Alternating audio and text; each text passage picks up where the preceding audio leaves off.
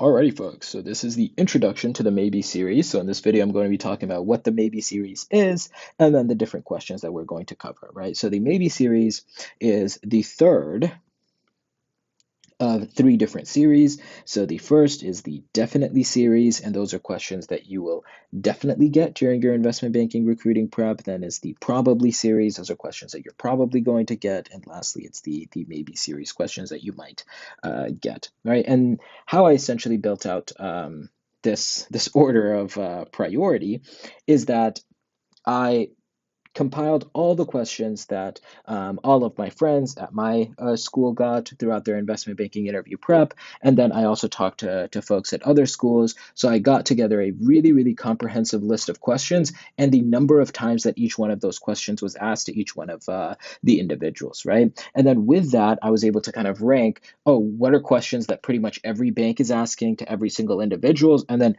what are some questions that maybe are one-off questions that one banker loved asking or one individual got at one particular bank, right? So a lot of these questions are a lot lower priority than the other two series.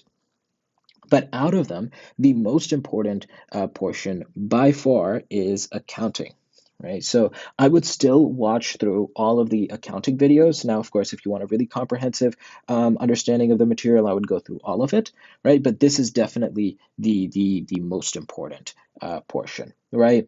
In this, we're going to walk through how to walk through the three financial statements with all of these different kind of transactions that could occur. So knowing all of them is actually relatively helpful, and it helps you understand things a lot better, right? I still would say that you're not very likely to get a lot of these questions, even though they're often looked at like very basic, very introductory questions. But then at the same time, you don't want a bank to throw you how do you walk through a revenue or an expense and you don't know how to do it, because that is considered to them a really simple question, but if you don't know how to do it, it looks pretty bad, right? Now, in terms of enterprise value and equity value, a lot of these uh, aren't really common. These are like very one-off instances that I saw from like the sheet that I had compiled, but they're still quite important.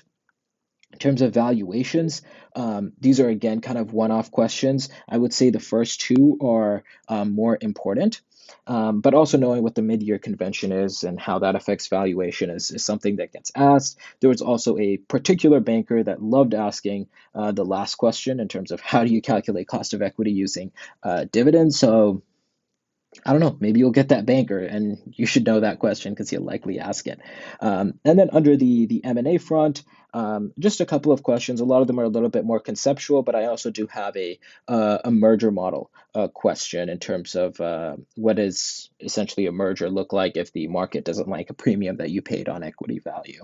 And then lastly, for LBOs, two kind of concepts that I'm going to cover. And then lastly, I'm going to do like a full paper LBO. I don't really think that you will get a full paper LBO. It's relatively uncommon.